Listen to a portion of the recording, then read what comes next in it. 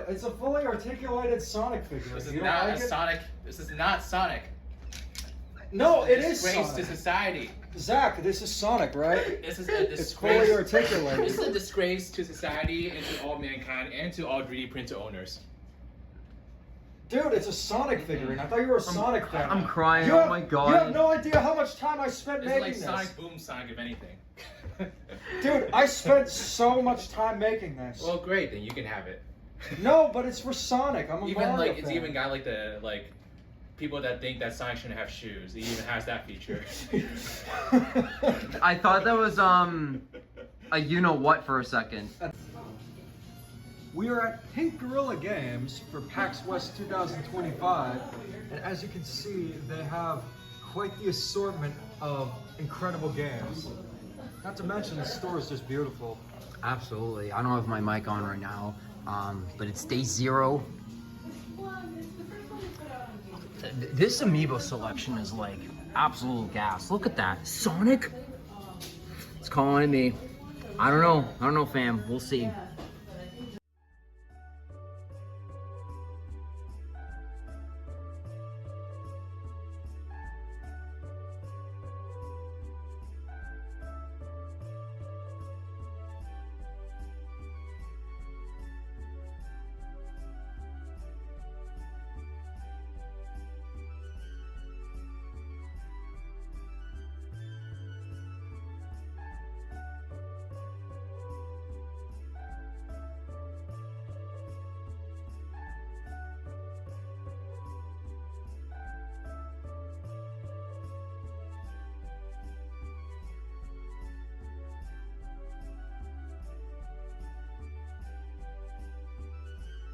Let's see what we got.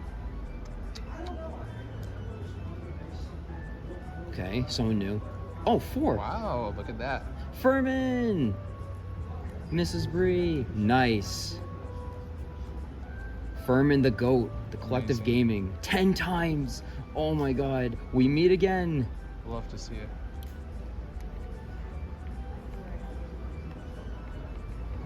We meet.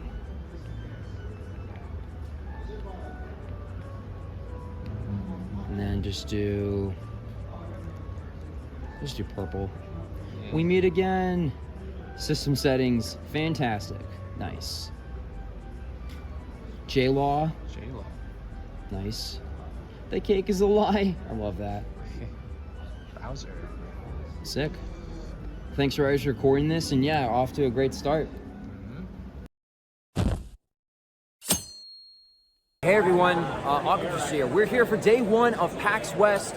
Unfortunately, I was denied the media hour, which, you know, I guess it makes sense. I figured, oh, maybe because I'm a panelist, you know, that would be great. But, you know, it's not the end of the world. I'm still going to try to play the third-party Nintendo stuff early. Hopefully my buddy Furman will join me.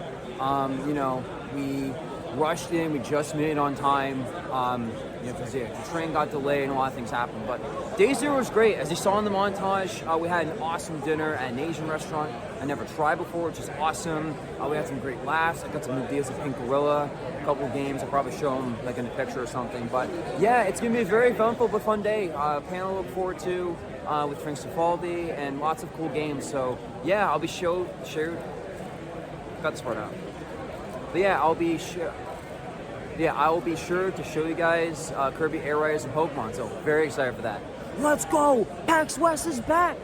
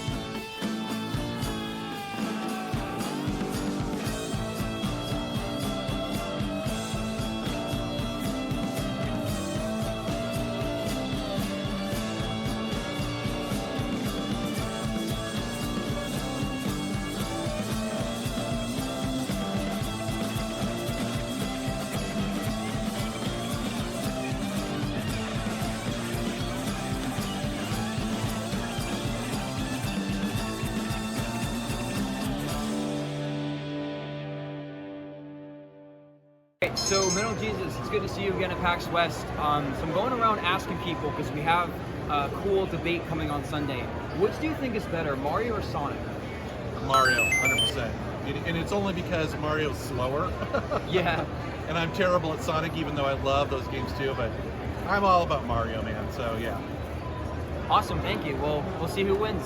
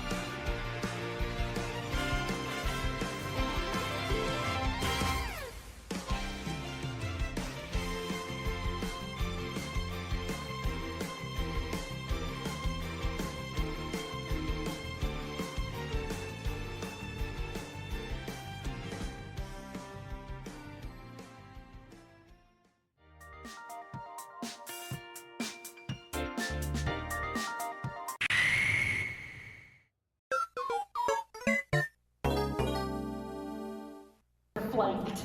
Hi everyone, I'm Frank Cifaldi. I'm the founder of a nonprofit called Video Game History Foundation, and thank you so much. Yeah. Woo! And who the hell are you? Just Stever. I'm on the internet. And launched what we now know of as the Atari 2600, the home console, which was part of a larger movement of home consoles in the. Meanwhile, in Japan, a company called Nintendo. You heard of Nintendo? Oh, woo! Company called Nintendo. Yeah, let's get a woo if you heard of Nintendo. That was fewer than I was expecting, but I get it. It's not a crowded direction at all. So Nintendo sees what's happening, and they get into both the arcade and the home industry in Japan. At this point, they're just kind of doing kind of Pongy games, and that arcade game is actually an Othello game. The chairman of this company hires his son-in-law, because nepotism, to run the American division of Nintendo. And Nintendo of America at that time, in the early 80s, primarily what they did was they took Nintendo's arcade games and they marketed them here, as well as the Game & Watch, those tiny little handheld guys.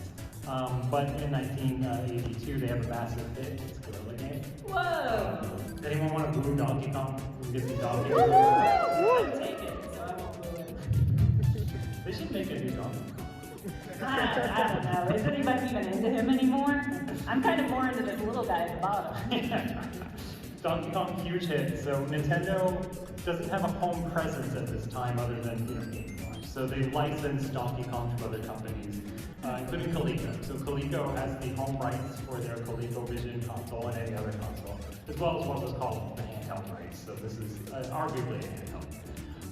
Which kind of leads us to this weird situation where the video game console Power Rangers come together to sell Donkey Kong back here. That you have to go through the console maker to make games on. It didn't have to be that way. You know what I mean? Like game consoles could have been PC on, right? They could have been something that anyone could make games for. But Nintendo, made this technology and it never changed, right? To this day, you can't just self-publish on a console without going through the console maker. That was a new idea in 1985. At the same time, Super Mario Brothers came out, which to me defines what a home video game was from then on, right? These are no longer copycats of arcade games. These no longer score-chasing games. A home video game is something that is uniquely a home game, something that you finish, right? Something that the goal is to get to the end, not to pump quarters into. Right. This isn't like, you know, this is not the first game to do that, of course, right? But this is the game to really set the tone for like what a home console. If there wasn't a lockout chip, like I don't know that Nintendo would have succeeded. We might have had Crash 2.0, right? We might not have game consoles at all. We might just be playing on computers forever, right? You know, this is Yamauchi, you know, speaking under deposition. After hearing what Atari said, he came to the conclusion that we're not going to sell games in the US unless we can develop a security system.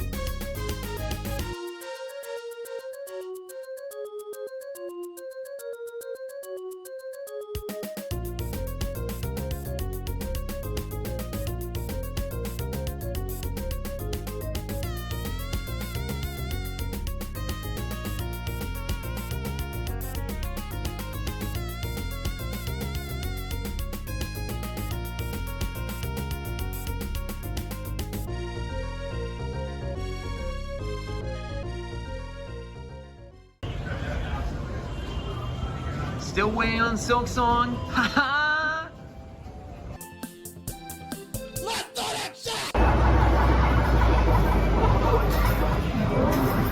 Who's gonna win? Ah, damn it.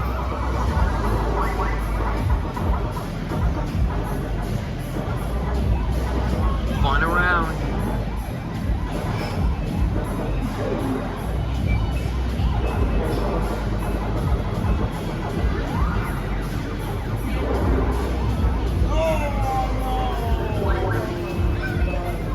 Did it? How do you feel?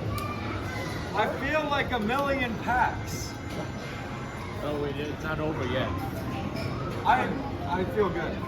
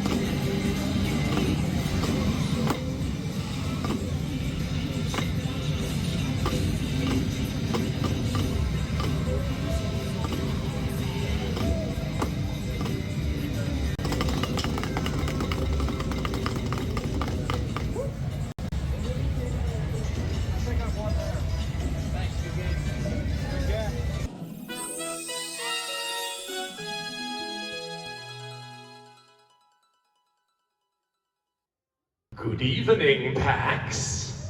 Hello. Hi. Hi. How are we feeling tonight? That is exactly the noise I want to hear when I ask that question. Do you ever ask that question? Hey everybody, look, it's Oh My! On the baritone sax tonight. Oh My, when you're on stage and you ask, how are you doing tonight? Do they ever like try and say words? No?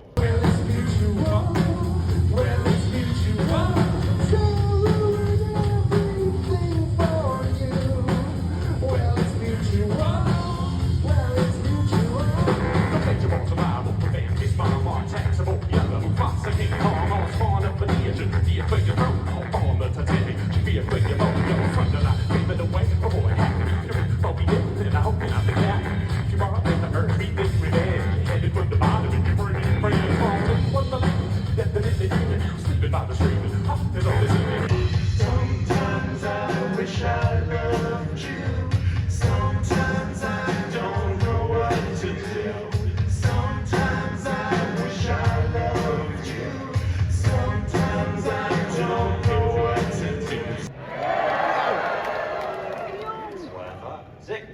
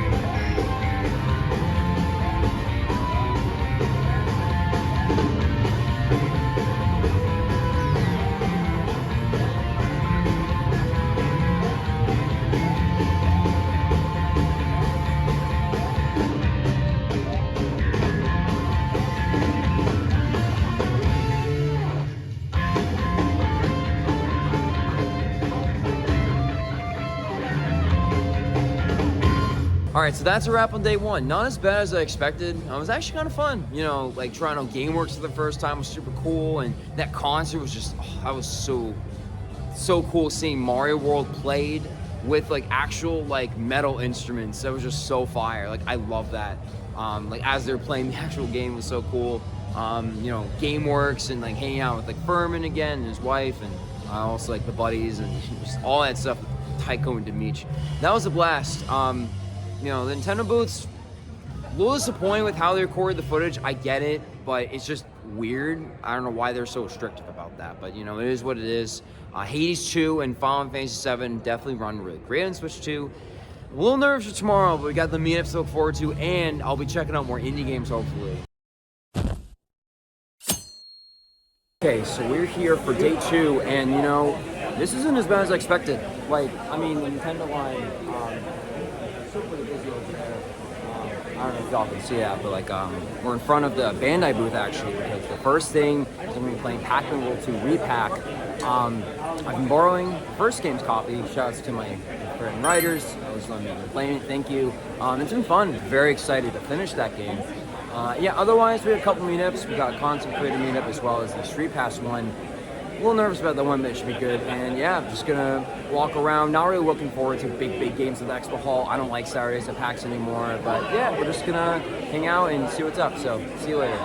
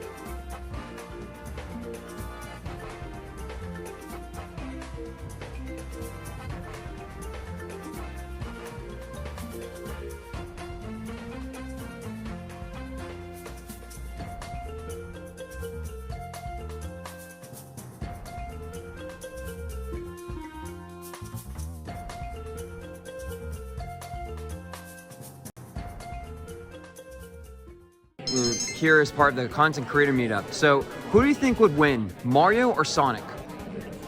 In like a battle? Just in general. Just in general? Who's better? I know more about Mario, and the more I hear about Sonic, I do hear more blunders from Twitter. I would personally say Mario, but I do not know enough about them, I suppose. But that would be my answer, is Mario, I guess. Who do you think is better, Mario or Sonic? Mario's like an Italian gangster. He'll take down anything Mario related. So you know what? No, I'm going with Sonic. I trust Sonic the Hedgehog and his red sneakers a lot more than that weird plumber with his evil mustache. All right, yo, Hatsec Mike, my good buddy. Glad to finally meet you in person for the first time. It's freaking awesome. Definitely. So, I know there might be bias here. Who do you think would win, and why? Mario or Sonic? Sonic, my bias is showing, but I mean, once he gets those Chaos Emeralds, it's over. Yeah, nice. Okay, but if it's like Super Mario with a Power Mushroom versus Sonic normally, that's a good one. I don't know. Or if Mario has like a firepower or something like that. Yeah. Then there's conversation to be had. But I'm gonna say Sonic. We're going to be listening to an audition for the trailer for Expedition 33 as seen in the Xbox Showcase in 2024. But it was through the lens of a character called Versa. So when I was given that, I was told about Versa as a character, a lot of his trials and tribulations, his, sorry for spoilers, immortality.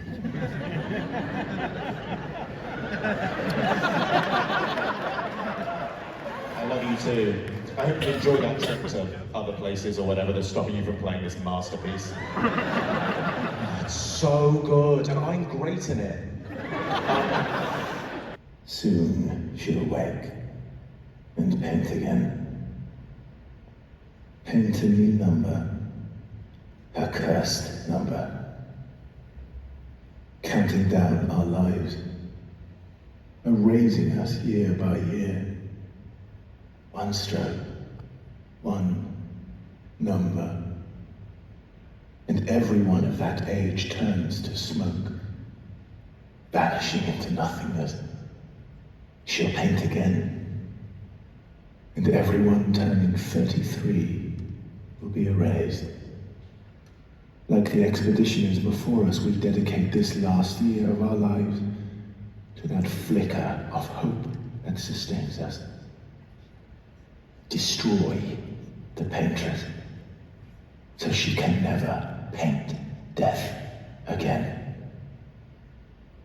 We are Expedition 33. She'll never paint death again.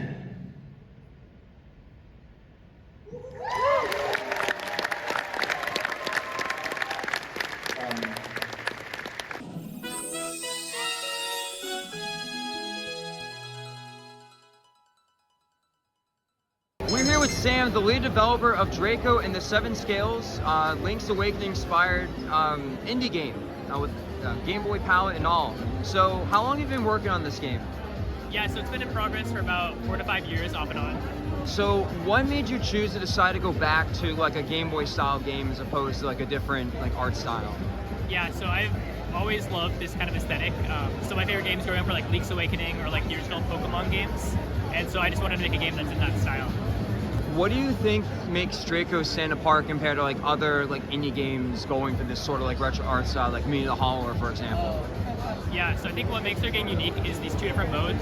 Half the game you're on land. It's kind of what you'd expect from these types of games. You have a sword, you shoot projectiles, etc. The other half of the game you're on your ship. You have different items, different mechanics, and they'll kind of play off each other. So like you'll break a rock with your ship so you can progress on land. And one last question. Sorry if it's deep. So I've been working on it for 5 years. So like, how does it like feel to like have something like? Obviously, I know you're saying that you're hoping for like a later release. How does it feel for it to be near the finish line after all this hard work? And what is one thing you've taken away? Yeah, I think I'm just pretty excited for it to be done, so I can move on to the next thing. But no, I think it's been great just like collaborating with different people on the project. I think it's exciting to see it all come together. Nice, awesome, thank you. We'll definitely check out this game, and I'm excited to play it. Awesome.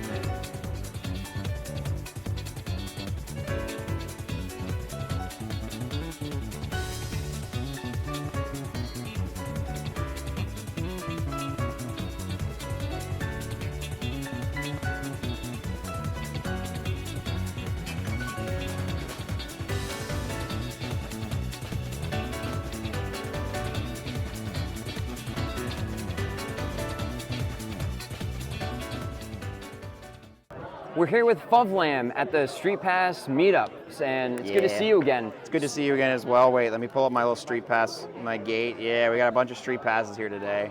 Yeah. Nice. Sick. So, in terms of the panel, we have a historic rivalry. Of course. Who do you think would win, Mario or Sonic, and why? I want to say Sonic, but my goat Mario just pulls through every time. Like, I know Sonic has like the cooler powers, he's got more aura and stuff, but like, I don't know, man. Mario's like collapsed entire universes, so like, I gotta give it to Mario. Nice. Cool. Well, we'll see you wins tomorrow. Thank you so much. All right, sounds good. Okay, so I understand the thing he's swinging down the hammer. What's he holding? He's holding. He's like Patrick building the stable. Except instead of his head, he's hitting his hand. Oh wow, I didn't know Nintendo allowed them to put Coconut Mall in this game. Yeah. No, this is colorful mall.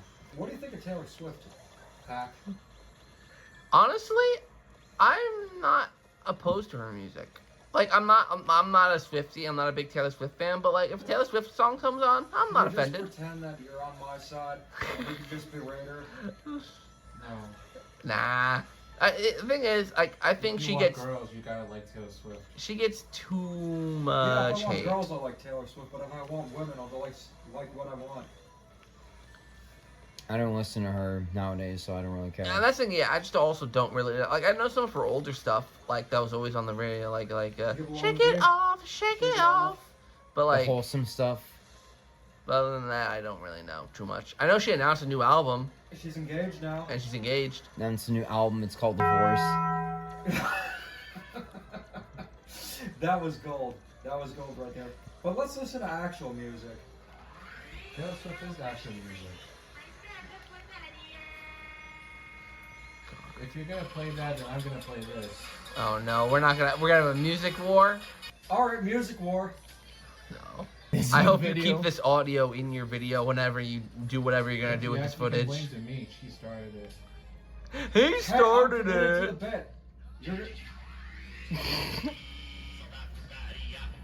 Hey, it! Seventh. Yeah, I do not know how to play this game. I'm gonna get the fattest copyright strike. Mona got third place. Who?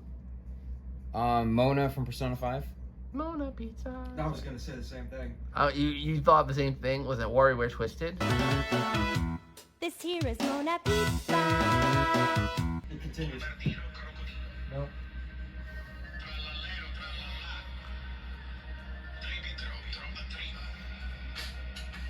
I hate everything about 2025. This is a sucky year.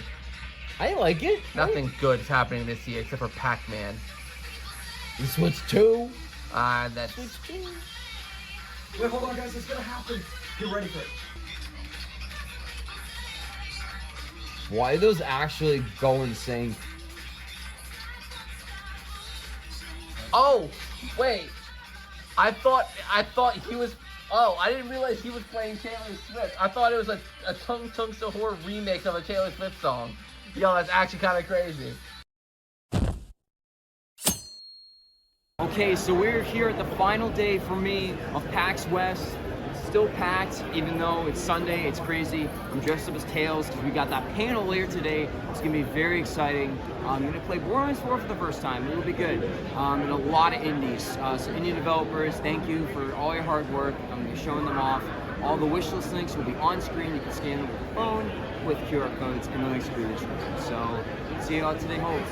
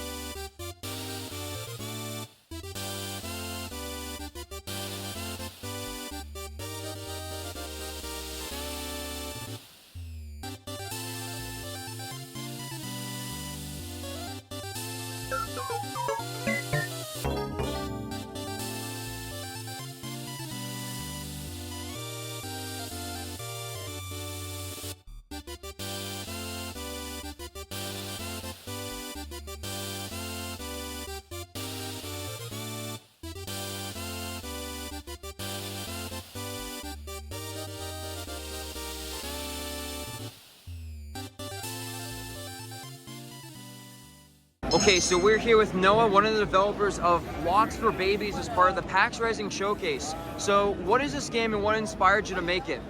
So Blocks for Babies, in a few words, is like Tetris meets Doom. It's a roguelike arcade block stacker where you also have a shotgun and you can blast through blocks on the game board. Every block you kill is wiped off the board, so you can shoot, shape the board. The two modes are deeply linked. What inspired us to make it is that we originally made it for a jam. We got great reception and we loved making it, and we saw a full game there, and it's matured in about the year and a half since we started. That's awesome. It's really cool seeing like genre mix-ups. I feel like that's the thing about indie games that really stands out, is they're able to like take risks and stuff like that. So as an indie developer, how do you feel about like trying to like combine genres, and what are the pros and cons of taking risks? I mean, taking risks is really the only way to find something new. And what's been so fun about this game is that almost everybody is familiar with that, arcade block stacking gameplay. They know how that works. They know how an FPS works. So they just have to figure out how they combine. And we feel like we've wrung the satisfaction out of both of them and created this like new, interesting third thing out of both of the parts. That's awesome, yeah. So is there one thing you wish more like AAA developers would do that you're learning as an indie dev? Yeah, I think the thing that makes great games that people remember and are delighted by is when you take a step back from what is like a genre staple concept and you try to think about what is a new way to solve an existing problem, or you reassess what you thought the problems were. I think Claire Obscure is like a really great example of a AAA game with the parry mechanic. Like, they took a step back and went outside of genre lines, and I think indie games have been doing that for a long time, and we're hopefully seeing more and more AAA studios match. Awesome, well, it's nice meeting you, and I'm very excited to see how this game turns out. Yeah, thank you so much. It was lovely to meet you too.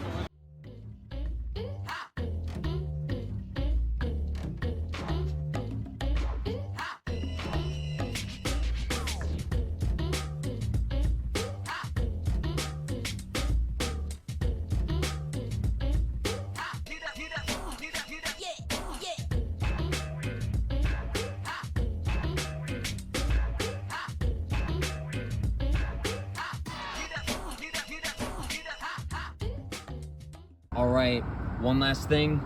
We get that Mod Pizza, the Seattle staple. Shouts to Mod, the GOAT of pizzas in Seattle. Of course, I had to get the special. Da-da-da! Calexico, extra protein and extra blue cheese. Oh, sorry, extra gorgonzola.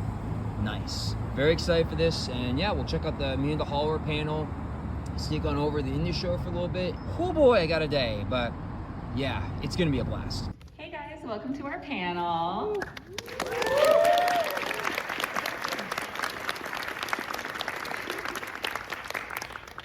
Okay, so if you're not familiar with us, we're Yacht Club Games. This is a fun recap. We're best known for the Shovel Knight franchise with Shovel Knight Treasure Trove.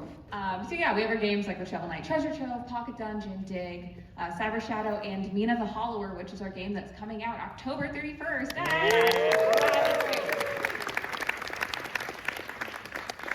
Okay, enough of us being mysterious. Who are we? Whoa, who are those people? Look at that. Look at us, so fashionable.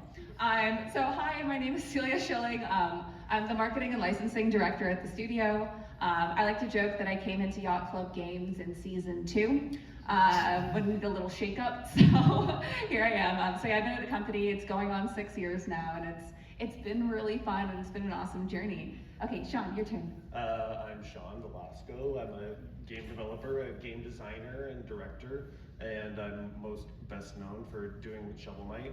Before that, I worked at a company called Way Forward. We're kind of figuring out like what's the next thing. Do we want to keep on doing the the Shovel Knight thing? Of course, obviously in the future we're gonna do Shovel Knight forever and ever, but maybe a little bit of a refresher there and see what's new. Sure. Yeah, as we decided to expand and work on other games, we wanted to have Shovel Knight games continue to be made. So that was part of the reason why we pivoted to having, to working with these other developers to make more Shovel Knight stuff. And just putting out games like Cyber Shadow because and Azure Striker Gunvolt because we thought these are things that we want to see in the world, and now that we have the capability, now that we got the kits and the capability, we can do it. So let's do it. Actually, you want to tell the story of how Mina came to be? Sure. where do I start? I can tell it too. Okay, well no, I mean once we finish with Shovel Knight, of course we're gonna make new games, and we didn't want to make another side-scrolling platformer because we just made 100 of those, and so we wanted to do something different, something that was top-down, something that was more of an adventure as opposed to being more action, something that was maybe more scary instead of more funny. I mean, really, it's just like another. It's like if we had our Mario, then this is our Zelda in terms of it being two separate, very separate things. And so, yeah, we wanted to make a game like that, a top-down game, a 2D game, you know, in addition to other projects, but this is like, you know, this is a big one. Quick. But Alec, who's a game designer, who's been with us since Spectre of Torment, does incredible level and game design, and also programming and everything, because he put this whole demo together essentially by himself. You can see the look. That's pretty close to what Mina looks like. Well, not the art, but the gameplay. I mean, I know where this is literally a part in the game that I could point you to. It's in Crypt. So he had this whole thing just with the burrowing and the whipping and the game and the key game components, and everything were already there. But it was only a very tiny demo, and it was like very rough. But it was the seed of something cool, and so yeah, we had basically pitch processes when we were making these games, and Mina was one of the pitches. But this is the one that we ended up going with. It's like we're all trying to get that same cut of the pie to, you know, get our games out there, and so it's definitely a challenge. I wish I had a catch-all like, this is what you do, guys. 5 easy trips. Yeah, it's hard to know. And with services like Game Pass, where it's like now there's so many games that are on the Netflix model where you're buying, you know, you're spending $20 a month, and who's going to buy Mina the Hollower if it's not on one of those platforms, actually go out of their way and purchase it for however much it's going to cost. You know, if you could just get a month or more of Game Pass, you know, those are like the things that I guess I'm thinking about, not only now, but like moving forward. Like, are we going to be in a situation where it's just like swaths of games, and that's, you know, how are we going to be able to stay around? No, I like 100%, because like if you look at Steam, like I think the numbers increase, but let's pretend this is the correct number. Like there's like 10,000 games get released a year, you know, and there's only like what 365 days in a year, and it's like how much visibility when you're competing with 10,000 games are you going to get for things? Oh my gosh, these things time out.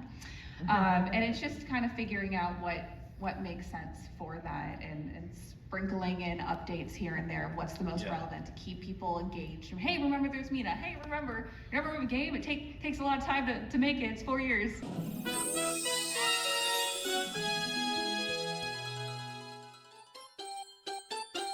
Keep stepping at your own pace.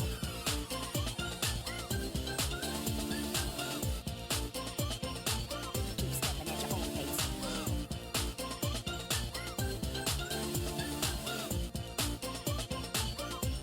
Stepping at your own pace.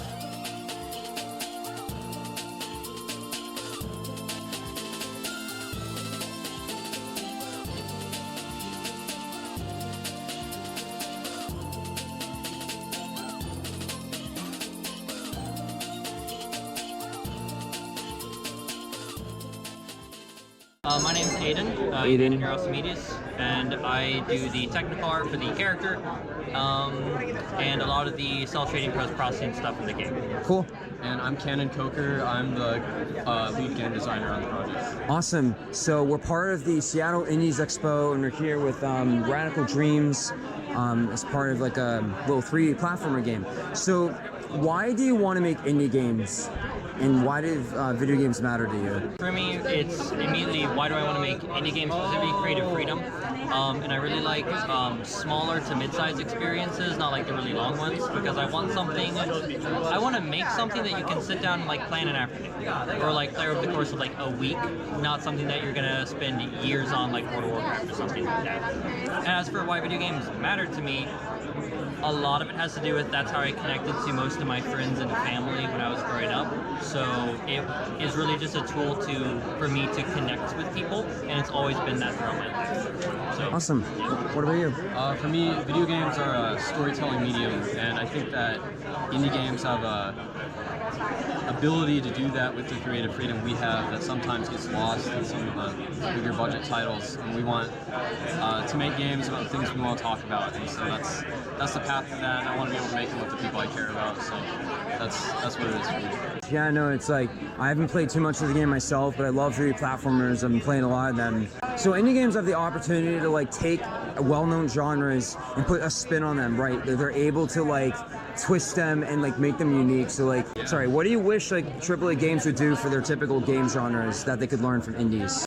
I think it's all about taking risks and trying things that haven't been tried before. In our game, we have a dynamic camera system. It's a 3D Metroidvania with a perspective that other games haven't tried before. And I think just that ability to try things like that. We've seen some 3D games like Dark Souls have a typical camera scheme, or Metroid Prime is a first-person one, but just kind of blending some of those ideas together. Our game takes influence from Eco and puts it with Metroid Prime and a lot of Zelda, and that's something you wouldn't see in a AAA space. Yeah, it really is back to like the AAA games taking from indie. The taking risks portion, which is really hard for AAA studios to do because they're so big they need to make money, so they keep falling back on what they know works. But taking risks is the basic gist. Talk about subjects that are maybe a little bit riskier. Do things with the control scheme or the camera, the system that you might not know if it works, but seems interesting. Stuff like that. Because indie games do that all the time. AAA, though, just because their size and how the economy industry is currently, tend to not do that because they just can't and exist. We love the experimentation. So. Yeah. All right, awesome. Well, thank you so much. Yeah, thank you so much. Okay, so we're here with Will from HYPERFIST as part of the student showcase at Seattle Indie Games Expo, or 6. This is a upcoming 3D like hack and slash action game. So why do you make indie games, and why did you choose to like go for this art style? Why do I make games? That's such a deep question, you know. I think for me, it's a desire to create experiences for people, you know. I think everyone has a desire to create, and when you make things, you want them to be seen. So games are very much a medium for that. You get to put something together, and the whole time you're thinking about the person who it's going to end up with, you know. So I find that very motivating. You asked why we chose this sort of art style.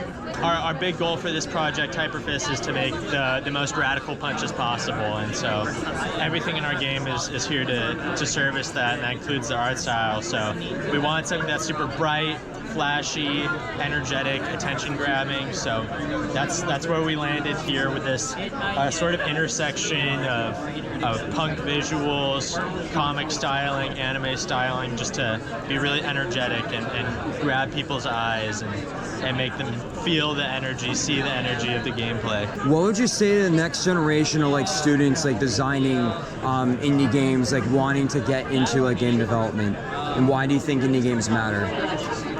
I think indie games are such a special space because like they're so unique in their ability to be passion driven. Like AAA, you have all these barriers you have to get through with publishers and studio executives, and when you are working at a smaller scale and sort of managing yourself, you get more freedom to do what really inspires you and take risks. So that we get to do that as well with our student games, just because we're students. We're not trying to make money off of this. So this is such a good opportunity to really be driven by what we actually want to create. Awesome, thank you so much. Yeah, thank you. So we're here with Dylan from BubbleBeast Digi Dungeon. Apologies for the bad audio at Seattle Indies Expo, or the 6. So right away, what caught my eye was a DS-inspired aesthetic, and it made me think, it's like, why indie games always matter, and I think it's because it's like they have a chance to take risks to go back to a sort of older like style. So why do you think it's important to like reuse and like go back to like older styles of like art for games? I, as an artist, I think I'm kind of obsessed with synthesis. I love taking ideas from different places and combining them together. And I think it's really easy to look at how games have evolved over time and think about like, okay, well this idea was always leading to this idea, was always leading to this idea. I think as people who have access to like the grand history of games, it's actually super interesting to be able to just take ideas from the past and incorporate them in with new ideas. This BubbleBeast draws a lot from kind of Y2K visual aesthetics, Jet Set Radio style breakbeat soundtracks, and then it combines them with this kind of sleek digital aesthetic and kind of weird Match 4 puzzle game elements. If you let yourself look to the past and combine elements, you can make some really cool, weird stuff. So what do you think the future of like indie games or AAA games is like? And I'm noticing a lot of like, we're going away from the open world stuff to going back to these more simplistic, beat it in a short amount of time games. Do you think indie games are ahead of the curve on that? I am someone who is not super studied on AAA, but I just think about how Steam has like a year in review thing where they show you like the stats of the games you've played and they show you the stats of the games everyone else played. And I just think about the fact that like last year the average Steam gamer played 4 games the entire year. And I think that makes sense for some people. I think it's like, it can be comforting. But as someone who just like kind of craves new experiences, I have a deep love for short games. I think you can see a lot of what a lot of different people are doing if you let yourself try like kind of unknown small stuff. Awesome, thank you. Thank you so much. Yo, who's ready for the panel in 7 minutes? Mario versus Sonic. What? You, I was just saying they need to be a little bit louder. Fellas, I said, are you ready for Mario versus Sonic at PAX West 2024? Yes! Let's get the run back on Death Battle. Nice. Woohoo! What's that I smell? Is that a relic of the 90s? Some Beanie Babies? Hogs? Sonic. Oh, you're going down, Sonic. You're going down, Plumber. Oh, yeah? Yeah. It's time to settle this rivalry Once and for all. Welcome to the Mario versus Sonic, a historic rivalry. All right, hey everyone, I'm AquaTwist. I've been on YouTube for 11 years, mainly covering Nintendo, but I'm also branching out to like indie games. I really care about game preservation and collecting, so if you hate those game key cards, say physical for life! Physical for life! Yes. You draw 5 cards. That's what.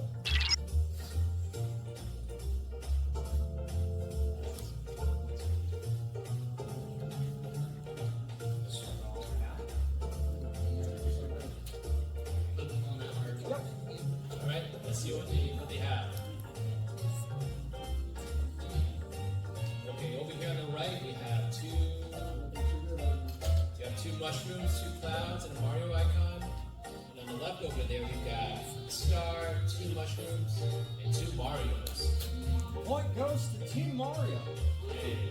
Delfino Isle, Bomb Battlefield, Dire Rocks, and Mario Bros. 3 Overworld Song. All just classics. Oh yeah. I don't know any of those songs. What? Like I said, you don't have taste. You know, maybe if it was a little more memorable, then I would know them. But I will say, it doesn't beat the iconic vocals of the Sonic music and everything. Sonic reminds me of that like high school where it's like, yeah, you don't care. It's like, nah, I'm gonna do my own thing. You got that punk, that funk, that hip hop, metal, rock, whoo, spicy. Starting off with, of course, the iconic Masato Nakamura from Sonic 1 and 2, Jun Tsunoe from Sonic 3, Tomoya Otani from number 6, Colors Unleashed, Artistic Frontiers, and of course, the triple threat. We got T-Rops, Hideki Nakanuma, the CEO of Fresh, Funky, Beats, and of course, Crush 40. You know, I saw Crush 40 in concert this past year, and that is a spiritual experience, I have to say. Open your heart, live and learn, Sonic Heroes, what I'm made of, I am all of me, his world. So many hits, all in one sentence. Wrapped in black, back to back. You know what? When it comes to Sonic music, you know what I gotta say about it? Yeah. I have something to say about it, alright. It's time for a karaoke break. Everyone in the audience gets to participate in some karaoke. Here we go. Moving through your mind. Oh, it's like a kid at heart. Yeah, you feel inside.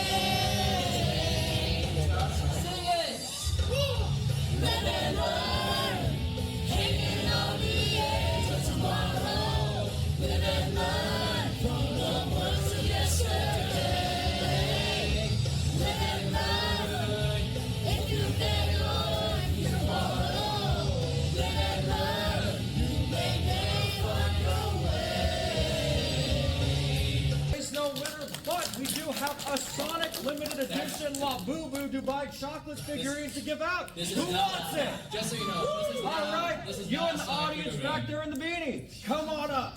I'll take it. Come on up. This is not a Sonic figurine. Don't be fooled. 100% accuracy. This is not a Sonic figurine. It's a limited edition No. Sonic figurine. No, it's not a Sonic figurine.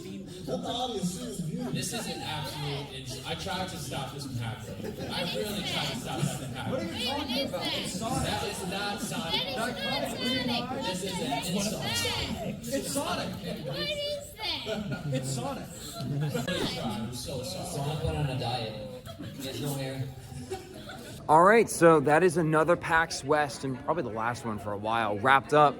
I wish I stayed an extra day, and it really sucks, but you know what? It's okay. I had an awesome time. I love threes, so 3 days of PAX, perfect. I did nearly everything I wanted to do. A lot of stresses and a lot of bumps in the road, but I had an awesome time. Thank you so much to my buddies Demeech, Ryers DX, and Furman Collective Gaming, of course, Zach Pack, for helping make this an amazing event and everything, and being a part of the Martin Song panel. I'm very grateful for that. Y'all have changed my life, so I'm doing just fine. Love you. Anyway, I'm gonna head back to the hotel, rush to the airport, grab some ice cream on the way home, and yeah, I will see you in the next one. Last ice cream of the summer, fellas. Raspberry sorbet and mango sorbet. From Gelatimo, is a gelato place, $6. I mean, it's kind of tiny, but I'm sure it's gonna be rich, so it's gonna be great. I deserve it after a nice hot day today, so let's give it a try.